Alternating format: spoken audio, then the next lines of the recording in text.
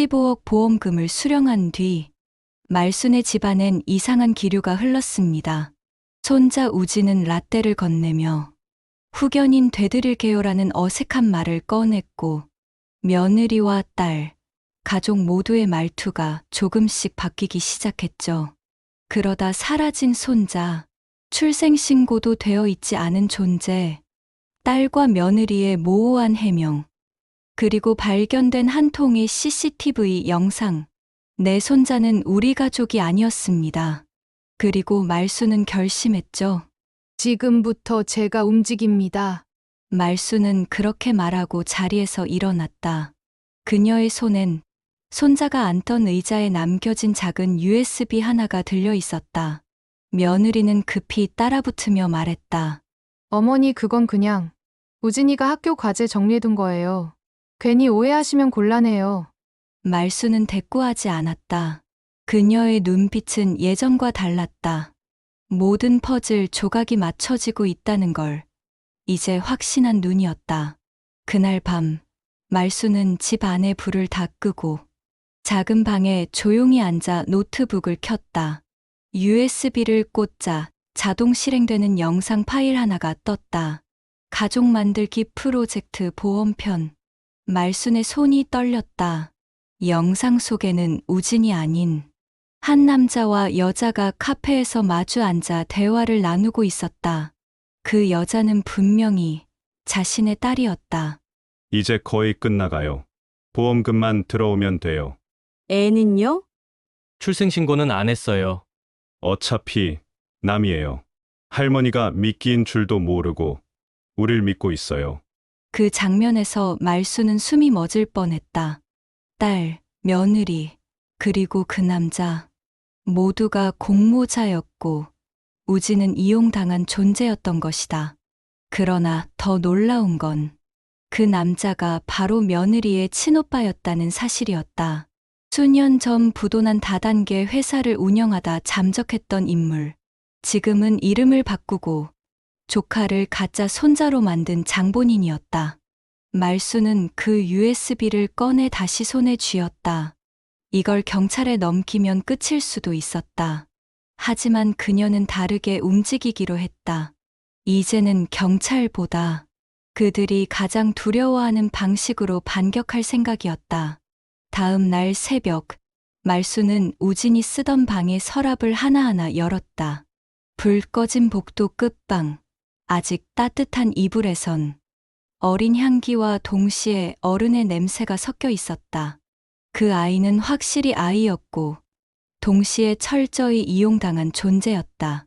서랍 속 깊숙하게 있던 작은 수첩, 그 안엔 삐뚤삐뚤한 글씨로 우진 다이어리라고 적혀 있었다.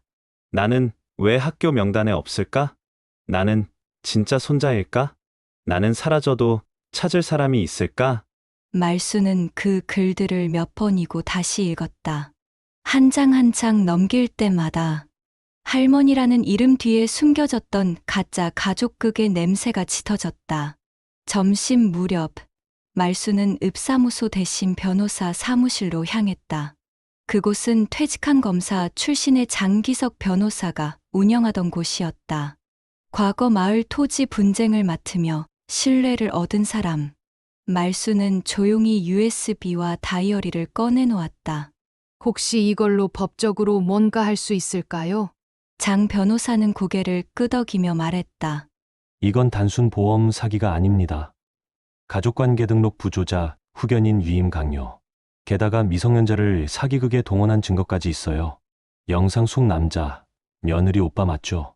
과거 위장 입양 사건 때도 등장했던 인물입니다. 말수는 침묵 속에서 고개를 끄덕였다. 장 변호사는 차분히 물었다. 경찰에 바로 가시겠어요? 아니면 보험사부터 움직일까요? 말수는 말했다. 이건 가족이 아니고 사기 집단입니다. 근데요, 변호사님, 우진이는요? 걔는 대체 누구였을까요? 그 질문에 장 변호사는 답하지 못했다. 그 아이는 분명 존재했지만 그 누구의 가족도 아니었던 것이다. 우진이를 찾아야 합니다. 그 아이가 진짜 피해자니까요. 말수는 자리에서 일어났다. 다리는 떨렸지만 눈은 흔들리지 않았다. 다음 목적지는 바로 그 남자의 과거 주소지였다. 말수는 변호사에게 받은 주소지 목록을 들고 서울 외곽의 오래된 다세대 주택 앞에 섰다. 주변은 다 허물어져 가고 이사한 흔적 투성이었다. 우편함엔 아직도 한유진이라는 이름표가 남아 있었다. 그 남자, 그러니까 며느리의 친오빠. 한유진은 몇 해 전까지 이곳에서 세입자로 지냈다.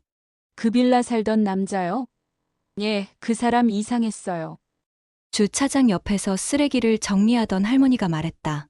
어린애 하나 데리고 다녔는데 학교는 안 보내고 맨날 안에서만 있더라고요. 근데 애가 뭘 물어도 대답을 못했어요. 말문이 막힌 애처럼 말수는 두 손을 움켜쥐었다. 그 아이, 우진. 그 애는 단지 보험을 위한 도구가 아니라 그 가족에게 완전히 길들여진 인형이었을지도 몰랐다. 그날 저녁, 말수는 우진의 다이어리 한 구절을 떠올렸다. 아저씨는 내가 아프면 병원도 데려가지 않고 그냥 조용히 있으라고 했어요. 밖에 나가면 혼난다고 했어요. 그 문장은 무섭도록 또렷하게 떠올랐다. 그 아이는 유기되기 전부터 이미 잃고 있었던 것이 많았다.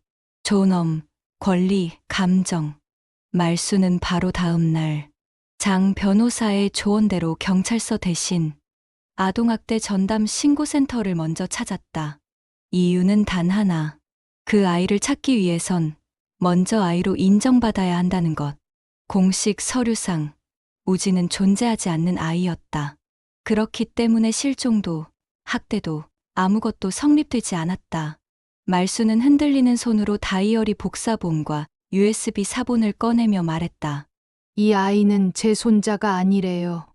하지만 전 그 애가 사람이었다는 걸 증명하고 싶어요. 상담 직원은 한참을 멍하니 있다가 조용히 고개를 끄덕이며 접수서를 받았다. 이 아이 정말 찾아드릴게요. 그리고 꼭 살아있길 바랍니다. 집으로 돌아온 말수는 현관문 앞에서 한참을 서 있었다. 문을 여는 순간 우진의 신발이 보일까 두려웠고 그 신발이 사라진 자리를 다시 확인하는 것이 고통스러웠다. 거실 한쪽, 우진이 늘 앉던 자리에 컵라면 봉지가 반쯤 찢긴 채 남아 있었다. 말수는 그걸 버리지 못하고 그대로 껴안았다. 냄새도 모양도 다 사라졌지만 그 아이의 체온만은 아직 거기에 남아 있는 듯했다. 우진은 가짜였지만 그 아이와 보낸 시간만큼은 진짜였다. 그 애가 무서운 얼굴로 라떼를 들이밀며 후견인 해드릴게요 라고 말하던 그날도 말수는 이상하리만큼 울고 싶지 않았다. 그 애는 적어도 거짓 없이 나를 불렀어요. 할머니라고. 말수는 허공에 대고 중얼이며 식탁 의자에 주저앉았다. 그 순간 택배 하나가 도착했다. 보낸 사람 서울 도봉경찰서 아동학대 수사팀. 내용물은 우진의 필적 감정 결과와 그가 남긴 다이어리 원본 사진들이었다. 보고서 한 줄이 말순의 눈을 사로잡았다. 우진이라 불린 소녀는 실제로 강원도 원주에서 3년 전 실종된 아이와 유사한 특징을 가짐.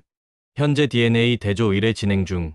말수는 무릎을 꿇고 두 손을 맞잡았다. 그 아이가 진짜 누구였는지가 중요한 게 아니라 그 아이가 살아있기를 바라는 마음이 먼저였다. 며느리와 딸이 돈을 노린 것에 반해 말수는 이제 단 하나, 그 아이의 인생을 되돌려주고 싶었다.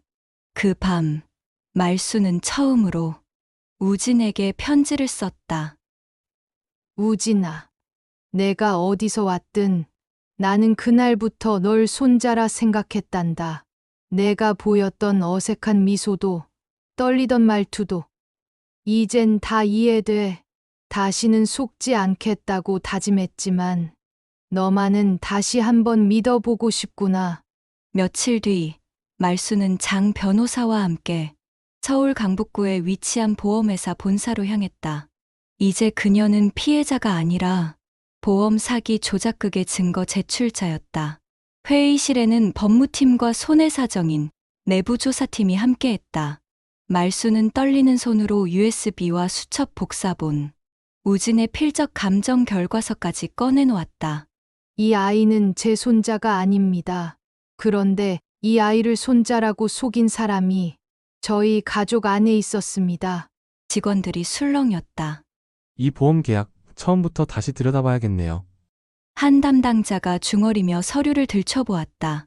피보험자 김말순, 수익자 최서영, 대리계약인 한유진 오빠, 제3자 대리, 조작의 고리가 고스란히 서류 위에 올라와 있었다. 게다가 이 아이는 과거 원주 실종 사건과 유사합니다. 이 보험이 문제가 아니라 그 아이의 생사가 더 급합니다. 말순의 말에 보험사 측은 공식 조사를 약속했고 경찰과도 협조하겠다고 밝혔다. 회의를 마치고 나오는 길, 장 변호사는 조용히 말했다. 이제 남은 건 그 사람들이 직접 확인하는 겁니다.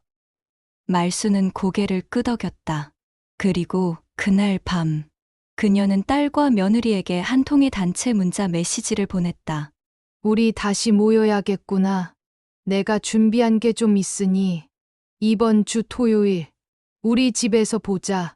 딸은 답장을 보내지 않았다. 하지만 며느리는 곧장 전화를 걸었다. 어머님, 뭘 준비하셨다는 건지 불안하게 왜 이러세요? 이젠 나도 사람 좀 만나봤어. 걔가 누구인지도, 누가 날 속였는지도 알게 됐어. 통화는 짧게 끊겼고 말수는 조용히 미소 지었다. 이제 그들의 거짓말을 밝힐 시간이었다. 토요일 오전 11시, 말순의 집 거실에는 3명이 모였다. 딸 서영, 며느리 지연, 그리고 그 남자 한유진. 한유진은 침착한 척 소파에 앉았고 서영은 팔짱을 낀 채 눈을 피했다.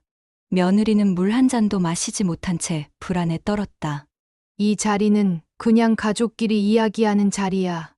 말수는 차분하게 말하며 식탁 위에 USB를 올려놓았다. 한유진의 얼굴이 굳었다. 지연이 먼저 입을 열었다. 그거 그냥 애 과제예요. 괜히 오해하시면 곤란해요. 이젠 나도 바보 아냐. 말순의 눈빛이 흔들리지 않았다. 보험, 우진, 그리고 너희들의 거짓말 다 확인했어. 다만 마지막으로 묻자. 우진이는 지금 어디 있니? 서영은 입술을 깨물다 끝내 고개를 숙였다. 말할게요. 우진이 그 애는 유진 오빠가 데려온 아이였어요. 원래는 없었던 애예요. 살아는 있지? 말순의 목소리는 떨렸지만 분명했다. 어디에 있는지만 알려줘. 그 아이한테 미안하다고 전하고 싶어. 그 순간 한유진이 자리에서 벌떡 일어섰다. 이딴 걸로 우릴 흔들 생각 마. 애 하나 때문에 모든 걸 망치게 놔둘 줄 알아? 말수는 조용히 웃었다. 그리고 마지막 한마디를 던졌다. 이미 다 끝났어. 지금쯤이면 경찰이 내 사무실에서 기다리고 있을 거야. 다음 날 아침, 말수는 경찰서 접견실에서 한 장의 서류를 건네받았다. 임시 보호자 등록 승인서, 피보호자 신원 미상 남자 고등학생 만 17세 추정. 서류를 받아든 순간 말순의 눈가가 붉어졌다. 이제 그 아이를 되찾으러 간다. 서울 북부 청소년 보호센터. 높은 철문과 삭막한 복도. 그 안쪽 접견실 문 앞에서 말순은 조용히 숨을 골랐다. 문이 열리고 맞은편 의자에 앉은 소년이 고개를 들었다. 수척한 얼굴, 눈 밑 다크서클. 그러나 그 눈동자만큼은 한때 자신을 바라보던 그 아이와 같았다. 말수는 조용히 주머니에서 사진 한 장을 꺼내 책상 위에 내려놨다. 그 봄, 꽃밭 앞에서 우진과 함께 찍은 사진. 소녀는 그 사진을 가만히 들여다보다 입을 떼었다. 할머니, 말수는 마침내 고개를 끄덕였다. 그래, 살아 있었구나. 그 말에 소년의 눈가가 떨리더니 말순의 손을 조심스레 잡았다. 며칠 후, 말순은 다시 구치소 접견실에 앉았다. 딸 서영과 며느리 지연이 창백한 얼굴로 나타났다. 서영이 울먹였다. 엄마, 우린 정말 어쩔 수 없었어. 돈이 필요했어. 우진이는 잘 있지?